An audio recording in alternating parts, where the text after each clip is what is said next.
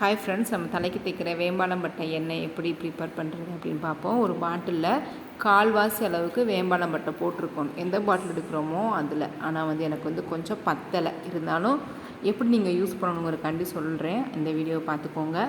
கால்வாசி வேம்பாலம்பட்டை போட்டு நல்லா மரச்செக்கில் ஆட்டின தேங்காய் எண்ணெய் தான் யூஸ் பண்ணணும். அப்போ தான் நல்ல ஒரு ரிசல்ட் கிடைக்கும். இந்த எண்ணெயிலேயே நீங்கள் இந்த எண்ணெய் ஊற்றி வைக்கிறதுலே தெரிஞ்சிடும் இது சுத்தமான தேங்காய் எண்ணெயா இல்லையா அப்படின்ட்டு. இப்போ இது பட்டை ஃபுல்லாக மேலே மிதந்து வந்துருச்சா, கொஞ்ச நாள் ஆக பார்த்திங்கன்னா அது நல்லா கீழே ஊறினோடனே கீழே போயிடும், அப்படியே அடியில் போயிடும். இது பார்த்திங்கன்னா நல்ல ரிசல்ட் எனக்கு நல்லா கிடச்சிருந்தது. முடி பூச்சி வெட்டு இல்லை, முடி நல்லா வளருது, பொடுகு தொல்லை எல்லாம் முக்கியமாக. இது நான் நைட்டு ஊற்றி வச்சேன். மறுநாள் காலையில் பாருங்கள் எண்ணெய் என்ன கலரில் இருக்குன்னு. இது அதுக்கு அடுத்த நாள் காலையில் பாருங்கள் கொஞ்சம் ரெட்டிஸ் ஆகிருக்கு. இப்படி கரெக்டாக ஒரு வாரம் ஆச்சு இந்த எண்ணெய் கலர் நல்லா சேஞ்ச் ஆக.